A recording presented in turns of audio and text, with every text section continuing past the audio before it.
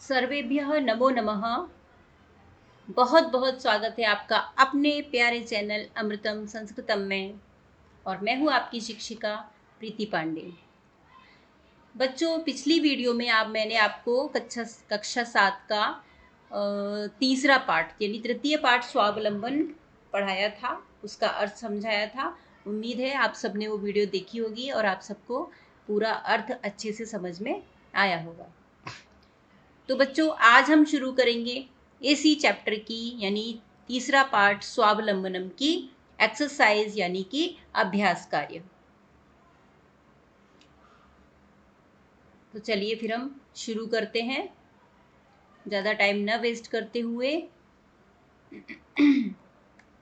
तो अब हम शुरू करते हैं इस चैप्टर का अभ्यास कार्य। बच्चों, पहला प्रश्न है उच्चारणम कुरुत यानी उच्चारण कीजिए।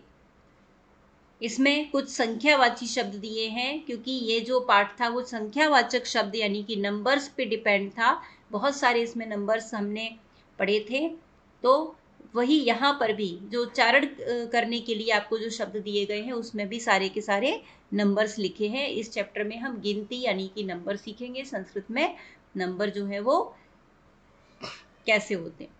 तो पहला जो शब्द है वो है विंशतिः। विंशतिः का अर्थ होता है 20 यानी 20। अगला है द्वाविंशतिः।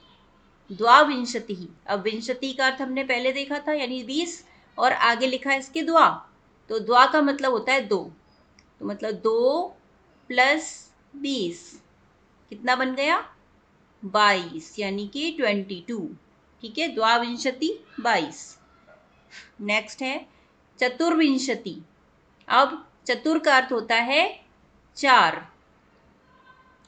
4 प्लस विंशति अगेन सेम है, तो 20। 4 प्लस 20 कितना हो गया?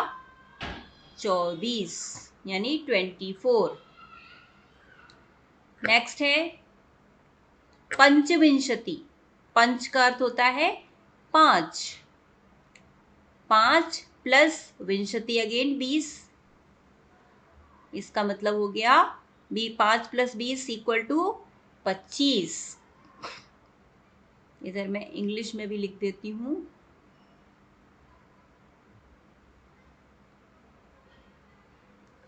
नेक्स्ट है अष्टाविंशति। तो अष्ट का अर्थ होता है 8 प्लस विंशति माने 20, तो 8 प्लस 20 इक्वल टू 28 यानी कि 28। नेक्स्ट है नवविंशति। नव का अर्थ होता है 9 और विंशति मीन्स 20। 9 प्लस 20 इक्वल टू 29 यानी कि 29। नेक्स्ट देखेंगे त्रिंशत। त्रिंशत किसको बोलते हैं? त्रिंशत का अर्थ होता है 30 यानी कि 30। अब देखिए अगेन सेम है द्वात्रिंशत। तो द्वा का अर्थ क्या होता है? 2, और त्रिंशत मीन्स 30, तो 2 और 30 कितने हो गए? यानी कि 32, 32। ठीक है, 32। नेक्स्ट है त्रयस्त्रिंशत।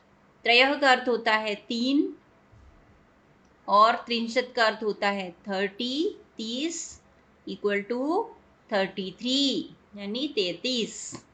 चतुस्त्रिंशत। चतुष का अर्थ होता है 4 यानी 4, और त्रिंशत का अर्थ होता है 30, तो 4 प्लस 30 इक्वल टू, सॉरी ये मैंने गलत लिख दिया,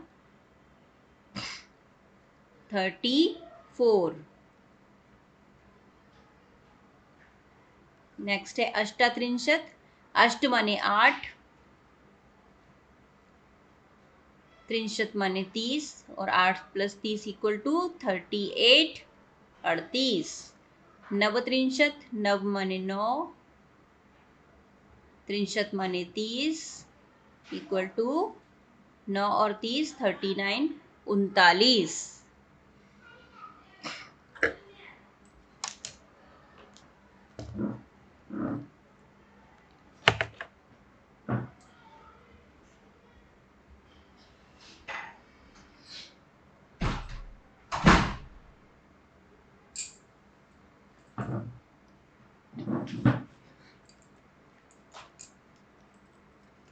नेक्स्ट देखते हैं, अगला है चत्वारिंशत।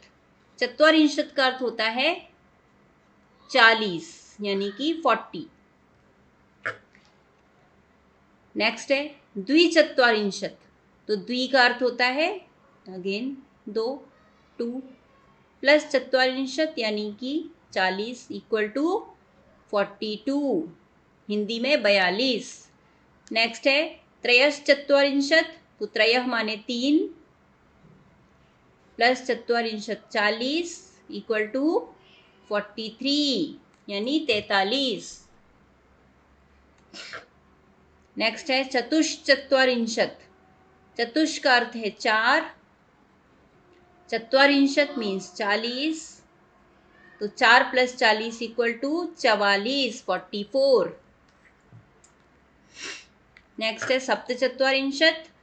सप्त मीन्स 7 प्लस चत्वारिंशत means 40 equal to 7 plus 40 equal to 47, 47। और लास्ट है पंचाशत। तो पंचाशत कहते हैं 50 को।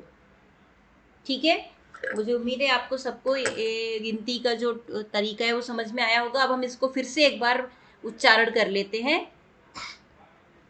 विंशतिः। नेक्स्ट है द्वाविंशतिः। नेक्स्ट है चतुर्विंशतिः। नेक्स्ट पंचविंशतिः। नेक्स्ट अष्टाविंशतिः। नेक्स्ट नवविंशतिः। नेक्स्ट त्रिंशत्। नेक्स्ट द्वात्रिंशत्। नेक्स्ट त्रयस्त्रिंशत्। नेक्स्ट चतुस्त्रिंशत्। नेक्स्ट अष्टात्रिंशत्। नेक्स्ट नवत्रिंशत्। नेक्स्ट चत्वारिंशत्। नेक्स्ट द्विचत्वारिंशत्। नेक्स्ट त्रयश्चत्वारिंशत्। नेक्स्ट चतुश्चत्वारिंशत्। नेक्स्ट है सप्तचत्वारिंशत् और लास्ट है पंचाशत। तो अब हम बढ़ते हैं नेक्स्ट क्वेश्चन की ओर। अगला क्वेश्चन है अधोलिखितानां प्रश्नानां उत्तराणि लिखत। अधोलिखितानां माने नीचे लिखे हुए, प्रश्नानां प्रश्नों के, उत्तराणि यानी उत्तर, लिखत माने लिखिए। ठीक है बच्चों, यहाँ पे जो प्रश्नानां उत्तराणि लिखा है ना, तो वो इसलिए हुआ है क्योंकि यहाँ पे संयोग हुआ है। इसको मैं अलग करके दिखाती हूँ। प्रश्नानां माँ में हलंत आएगा और उसके बाद क्या है शब्द उत्तराणि। तो हमने पहले भी सीखा था कि जब कोई व्यंजन होता है और व्यंजन के बाद में स्वर आए, ठीक है, प्रश्नानाम में लास्ट में व्यंजन है और उत्तराणी का जो शब्द है, उत्तराणी शब्द है, उसका पहला शब्द अक्षर जो है वो ऊ है। तो जब ये मिल पास पास आएंगे, यानी जब इनको एक साथ लिख रहे हैं, तो ये ऊ जो है माँ में मिल जाएगा। और कैसे मिलेगा? मिलेगा तो माँ में वो मुँह ऊ मिलकर मुँह बना देगा उसको। ठीक है, तो इसको संयोग कहते हैं। संधि नहीं है यहाँ पे। संधि में क्या होता है? संधि में परिवर्तन होता है, कुछ चेंज होता है, लेकिन यहाँ पर चेंज कुछ नहीं हुआ, सिर्फ इन दोनों का मिलना हुआ। ठीक है, यानी ये जो माँ व्यंजन था उस माँ में ऊ स्वर मिल गया और ऊ की मात्रा आ गई है। ठीक है, तो ये संयोग का उदाहरण है।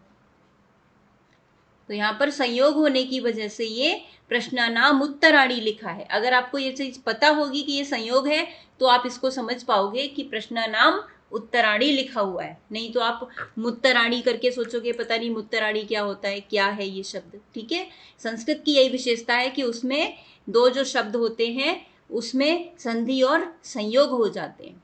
ठीक है, तो संधि संयोग को समझना आपके लिए बहुत इंपॉर्टेंट है। चलिए, नेक्स्ट मैं जो वीडियो बनाऊंगी इसके ऊपर संधि और संयोग के ऊपर, जिसमें डिटेल में समझाऊंगी और आपको चीजें समझ में आएंगी। आगे बढ़ते हैं हम, यानी कि नीचे लिखे हुए प्रश्नों के उत्तर लिखिए। पहला प्रश्न है कस्य भवने सर्वविधानि सुख साधनानि आसन।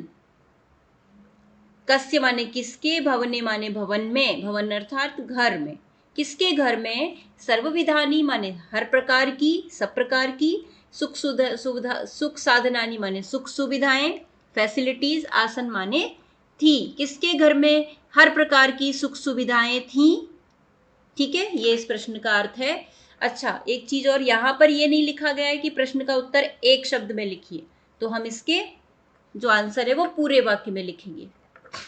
तो इसका आंसर हो जाएगा, किसके घर में सब प्रकार की सुख साधन थे, तो कौन था, जो रिच था, और रिच कौन था, श्रीकंठ। ठीक है, श्रीकंठ। तो आंसर होगा, कस्य की जगह हम लिख देंगे श्रीकंठस्य, और उसके बाद भवने सर्वविधानी सुख साधनानी आसन, यानी सेम टू सेम लिखना है। श्रीकंठस्य भवने सर्वविधानी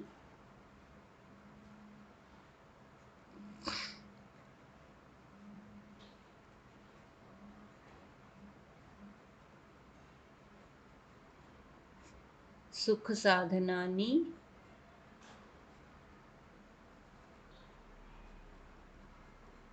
आसन। श्रीकंठ के घर में हर प्रकार की सुख सुविधाएं थी, लास्ट में पूर्ण विराम। अगला प्रश्न है, कस्य ग्रहे कोपि भृत्यः नास्ति। कस्य माने किसके, ठीक है, किसके, सब षष्ठी विभक्ति एक वचन का रूप है, कारक चिन्ह होता है काकी के। ठीक है, तो कह माने कौन होता है, और क्योंकि षष्ठी विभक्ति लगी है तो कस्य का अर्थ हो गया किसके, ग्रहे माने घर में, कोपि माने कोई भी, भृत्यः माने नौकर, नास्ति माने नहीं है। किसके घर में कोई भी नौकर नहीं है, तो यहां पर भी हम सेम कस्य यानी किसके, तो सिर्फ कस्य का हमें आंसर लिखना है, यानी कि कृष्ण मूर्ति के। तो कस्य में षष्ठी विभक्ति लगी है,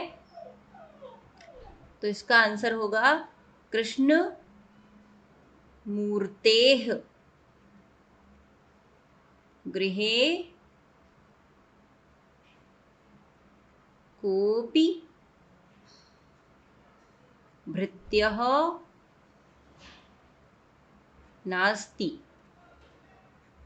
कृष्ण मूर्ति के घर में कोई भी नौकर नहीं है। नेक्स्ट है, श्रीकंठस्य आतिथ्यम के अकुर्वन्। श्री कृष्ण का आतिथ्य माने अतिथि सत्कार, स्वागत, के अकुर्वन् किसने किया, तो इसका आंसर होगा श्रीकंठस्य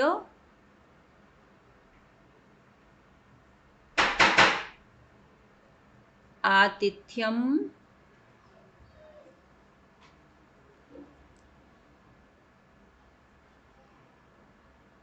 कृष्णमूर्ति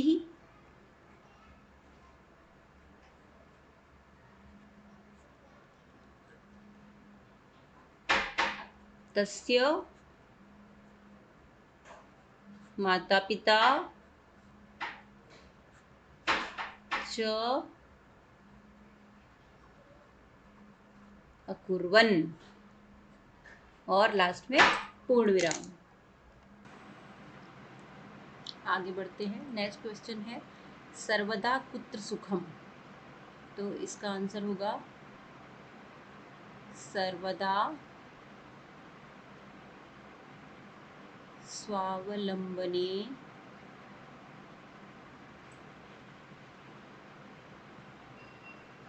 सुखम।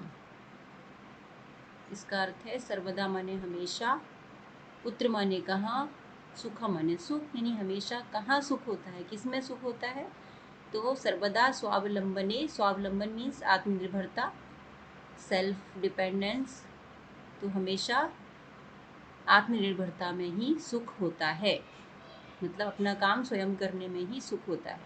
नेक्स्ट क्वेश्चन है, श्रीकंठः कृष्णमूर्तेः गृहं कदा अगच्छत्। श्रीकंठ कृष्णमूर्ति के घर, कदा माने कब, अगच्छत् माने गया, श्रीकंठ कृष्णमूर्ति के घर कब गया, तो इसका आंसर होगा श्रीकंठः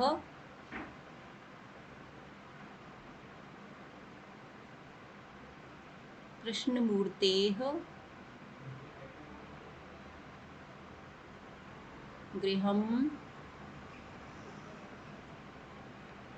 नववादने अगच्छत। 9 बजे गया था, इसलिए नववादने अगच्छत। नेक्स्ट है कृष्णमूर्तेः कति कर्मकराः सन्ति। मतलब कृष्णमूर्ति के कति माने कितने, कर्मकराः माने नौकर या कर्मचारी, सन्ति माने हैं। कृष्णमूर्ति के कितने कर्मचारी हैं, तो कृष्णमूर्तेः अष्टौ कर्मकराः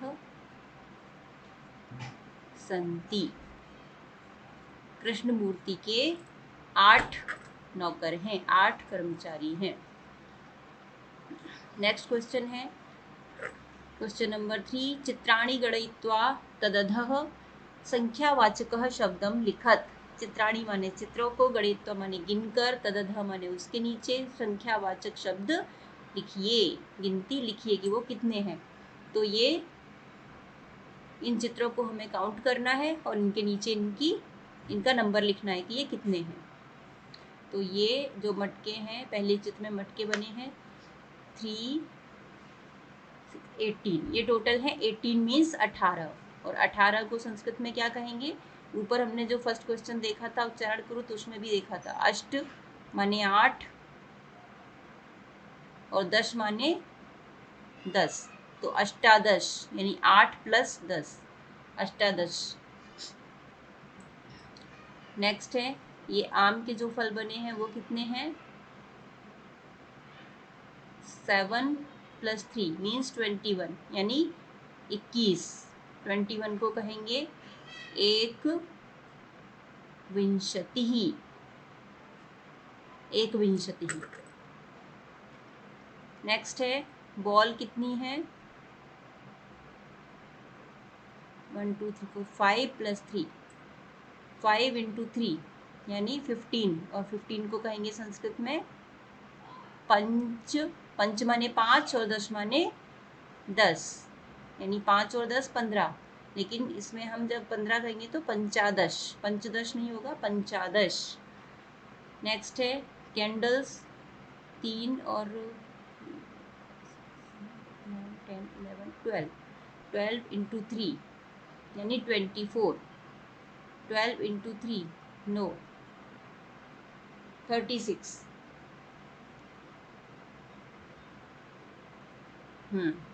36, और 36 को क्या कहेंगे, 36 हिंदी में कहेंगे और संस्कृत में कहेंगे षट् त्रिंशत्, षट् त्रिंशत् 36। नेक्स्ट है ये जो कैंची है सीजर्स वो कितनी है, 6 × 4 यानी 24, 24। तो 24 को कहेंगे हम चतुर मीन्स 4 और विंशति माने 20, चतुर्विंशतिः।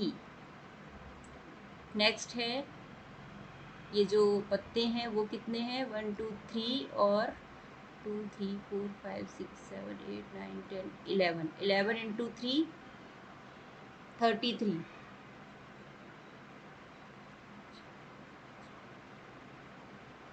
11 × 3 33 यानी त्रयः, संधि कर देंगे तो त्रयस्त्रिंशत्, त्रयस्त्रिंशत् 33।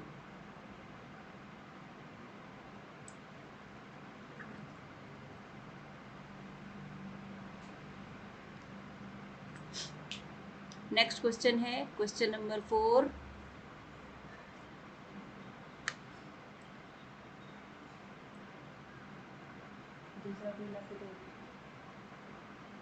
मंजूषातः अंकानां कृते पदानि चिनुत, यानी मंजूषा से अंकों के लिए पद चुनो।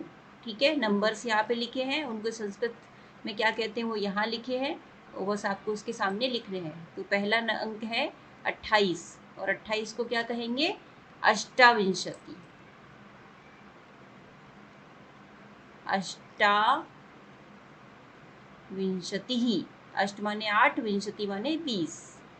नेक्स्ट है 30, 30 और 30 को क्या कहते हैं? त्रिंशत। नेक्स्ट है 27, 27, 27 को क्या कहेंगे? सप्तविंशति, सप्त माने 7, विंशति माने 20, सप्तविंशतिः। नेक्स्ट है 31, 31 और 31 को कहेंगे एक त्रिंशत, एक माने 1 और त्रिंशत माने 30, तो 30 और 1 31 यानी 31। नेक्स्ट है 24, 24, 24 को क्या कहेंगे? ये हमने अभी ऊपर वाले क्वेश्चन में भी किया था, चतुर्विंशतिः, 24। नेक्स्ट है 40, 40 को कहेंगे चत्वारिंशत, 40।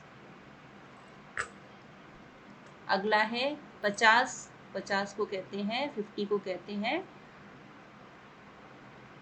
पंचाशत।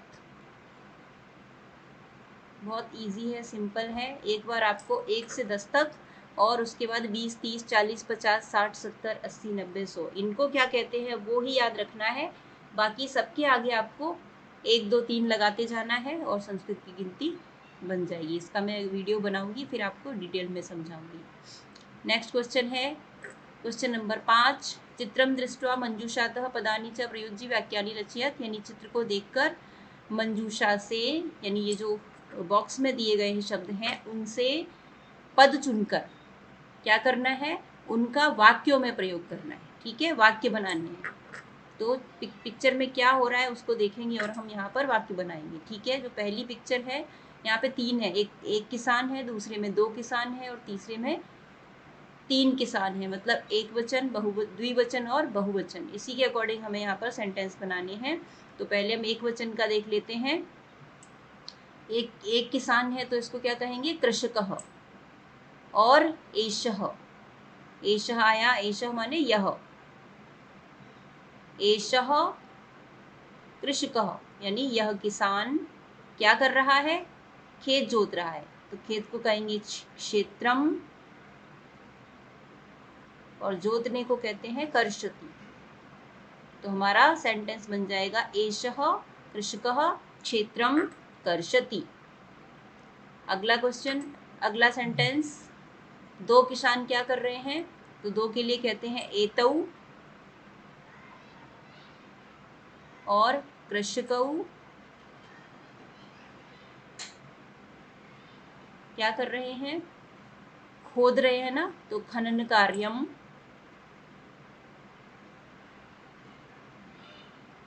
खनन कार्यम कुरुतः, द्विवचन का रूप कुरुतः। तो ये दोनों किसान खुदाई कर रहे हैं, खोदने का कार्य कर रहे हैं। अब तीसरी पिक्चर, जो 3 किसान थे उसका एक सेंटेंस बाकी है, तो उसके लिए हो जाएगा बहुवचन में एते और किसान को कहेंगे बहुवचन में कृषकाः। क्या कर रहे हैं? अब हमारा बचा है धान्यम और रोपयंती। तो धान्यम बीज बो रहे हैं ना, तो धान्यम रोपयंती, ये सब किसान बीज बो रहे हैं, धान रोप रहे हैं। एक वचन में एषः रूप होता है, ये सर्वनाम शब्द है, कृषकः एक वचन, एतौ ये भी इसका सर्वनाम शब्द है, कृषकौ द्विवचन, एते बहुवचन और कृषकाः बहुवचन। अब लास्ट क्वेश्चन है हमारा सॉरी सेकंड लास्ट है। इसमें हमें टाइम बताना है, समय को अंकों में लिखना है। ठीक है, 10:30 10:30 का टाइम दे रखा है, 12:15 7 बजे, 7 बज रहे हैं तो उसको क्या कहेंगे हम? सप्त, 7 को कहते हैं सप्त और बजने को कहते हैं वादनम। तो बनेगा सप्तवादनम, 7 बजे। 2:30 यानी द्वि, 2 को कहेंगे द्वि, और 30 को यानी साढ़े 2 बज रहे हैं ना, तो साढ़े को कहते हैं सार्ध, सॉरी, तो सार्ध पहले आएगा, सार्ध द्विवादनम, 2:30 यानी कि 2:30। नेक्स्ट है 11 बज रहे हैं इसमें, तो 11 को कहते हैं संस्कृत में एकादश, एकादश वादनम। नेक्स्ट में 4:30 यानी 4:30, तो सार्ध जो 30 मिनट है इसको पहले लगाएंगे साढ़े, और साढ़े को संस्कृत में कहेंगे शार्ध चतुर्वादनम, सार्ध चतुर्वादनम। नेक्स्ट है 1:30, तो इसमें भी क्योंकि 30 मिनट है तो इसमें भी सार्ध आएगा, सार्ध एक वादनम। नेक्स्ट है 5 बज रहे हैं, तो इसमें कोई सार्ध लगाने की जरूरत नहीं है, 5 को कहते हैं पंचवादनम, 5 बजे। 3:30 अगेन 30 मिनट्स आ गए यानी साढ़े, तो इसमें आ जाएगा सार्ध त्रिवादनम, 3 बजे, 3:30 बजे, सार्ध त्रिवादनम। नेक्स्ट है 9 बज रहे हैं, 9 o'clock, यानी 9 को कहेंगे नववादनम। नेक्स्ट है 12:30, 12:30 बजे, तो साढ़े आ गया, तो फिर से इसमें आ जाएगा सार्ध, 12 को कहते हैं द्वादश, तो सार्ध द्वादश वादनम। अच्छा, एक चीज इसमें जो एग्जाम्पल में दे रखा है ना 10:30 लिखा है सार्ध द्वादश वादनम, ये रॉन्ग है, इसको होना चाहिए सार्ध दश वादनम, कि 10 को 10 कहते हैं, 12 को द्वादश कहते हैं। नेक्स्ट है 8 o'clock, 8 बजे, तो इसका हो जाएगा अष्टवादनम, 8 बजे। नेक्स्ट है 7:30 बजे, 7:30, तो अगेन सार्ध, और 7 को कहेंगे सप्त वादनम, सार्ध सप्तवादनम। इस तरह से हमारा ये क्वेश्चन पूरा हुआ। और लास्ट क्वेश्चन है, इसमें भी हमें गिनती को फिल इन द ब्लैंक्स में जो भी ब्लैंक्स दिया है वहाँ पे गिनती लिखना है। षड मतलब 6, 6, त्रिंशत मीन्स 30, 30, एक त्रिंशत मीन्स 31, 31, दो माने 2, द्वादश माने 12, अष्टाविंशत माने 28, 28। अब इसको देख लेंगे। डैश ऋतुवा भवंती, डैश ऋतुएं होती हैं, तो ऋतुएं कितनी होती हैं? 6, इसलिए इसमें आ जाएगा षड। नेक्स्ट है मासाह डैश भवंती, महीने कितने होते हैं साल में? 12, तो यहाँ पे आएगा द्वादश। एकस्मिन् मासे डैश अथवा डैश दिवसा भवंती, एक महीने में डैश और डैश दिन होते हैं, तो त्रिंशत यानी 30 या 31, तो त्रिंशत अथवा एक त्रिंशत, एक महीने में 30 या 31 दिन होते हैं, किसी महीने में 30 और किसी में 31। नेक्स्ट है फरवरी मासे सामान्यतः डैश दिनानि भवंती, फरवरी महीने में कितने दिन होते हैं सामान्यतः? 28, तो अष्टाविंशतिः, 28 दिन होते हैं।